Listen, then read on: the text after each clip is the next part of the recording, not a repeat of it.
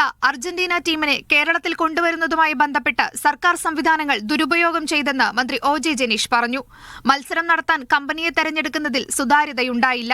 കമ്പനിയുടെ പശ്ചാത്തലം പോലും പരിശോധിച്ചില്ല. വി. അബ്ദുറഹ്മാൻ സ്പെയിനിൽ പോയതിനടക്കം സർക്കാരിന് പണം നഷ്ടമായെന്നും മന്ത്രി പറഞ്ഞു. സർക്കാർ എന്ന ഒരു വലിയ അതോറിറ്റിയെ ദുരുപയോഗം ചെയ്തു എന്നുള്ളതാണ് ഏറ്റവും പ്രധാനപ്പെട്ട പ്രശ്നം. വിദേശയാത്ര ഉൾപ്പെടെയുള്ള കാര്യങ്ങളിലൊക്കെ തന്നെ സർക്കാരിന്റെ പണം ദുരുപയോഗം ചെയ്യപ്പെട്ടിട്ടുണ്ട്. മാത്രമല്ല, സർക്കാർ സംവിധാനം മുഴുവനായി ദുരുപയോഗം ചെയ്യപ്പെട്ടില്ലേ.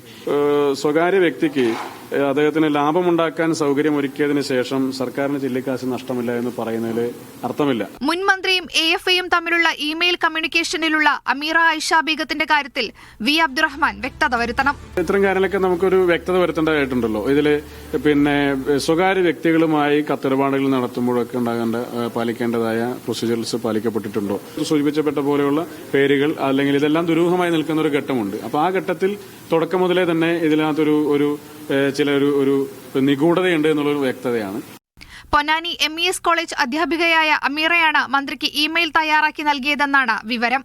കായിക വകുപ്പ് സെക്രട്ടറി ഉൾപ്പെടെയുള്ള ഉദ്യോഗസ്ഥർ ആരും ഉൾപ്പെടാത്ത ഇമെയിൽ കമ്മ്യൂണിക്കേഷനിൽ സ്വകാര്യ വ്യക്തി എങ്ങനെ ഉൾപ്പെട്ടുവെന്ന് വി. അബ്ദുറഹ്മാൻ വിശദീകരിക്കേണ്ടിവരും. മീഡിയ 1 തിരുവനന്തപുരം.